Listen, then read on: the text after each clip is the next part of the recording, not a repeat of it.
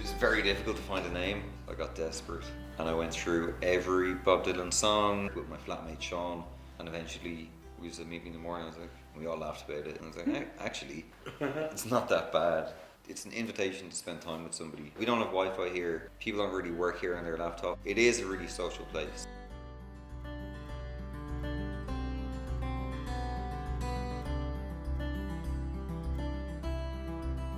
To open the cafe took 4.5 months, and most cafes take about 2 months to open.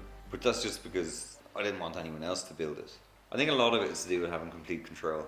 Yeah, we're fairly... not in a mental way, just wanting to be able to know for definite the standard and quality. Every element of the cafe I want to look really good, in my opinion. I actually don't care if other people don't like it. Aesthetics are like hugely important in the cafe. I definitely wanted to go to art college and I didn't get in.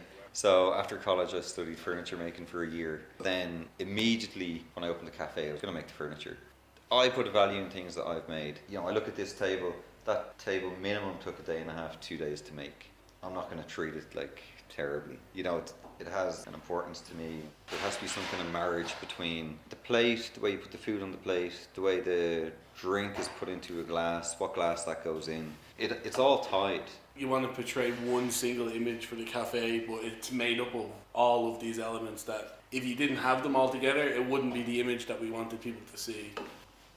They started receiving Polaroid pretty much every week. And they went through like a little bit of a dark phase there near the end of last year. Yeah, they were very happy in the beginning. There's about 4 or 5 that came. I thought about not putting them. They're up in the wall now. Yeah, we didn't put them for a while. There's somebody out there doing that, and I love that. There's a weird PO box on the back in Maine.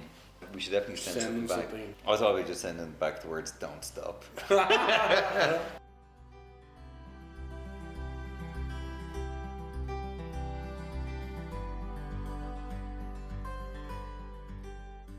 In the past, people knew a lot more about what they were eating, and we want to know a lot more about what we're putting on the plate. By default, that actually is the sustainable option. In the beginning, it was like we used the McNally's a little bit.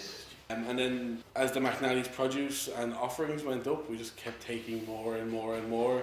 They're not limited to only traditional Irish veg. And they're up for growing extra things. I think we just made the decision to try and be as local as possible.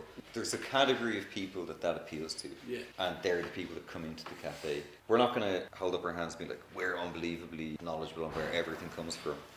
Anything that leaves the cafe is compostable. We talked to each other for a few minutes about it. We're like, why wouldn't we do this? There's no contract that you have with the public. You can actually do whatever you want, and people vote with their feet. And if what you're doing isn't good, you go out of business. It's as simple as that.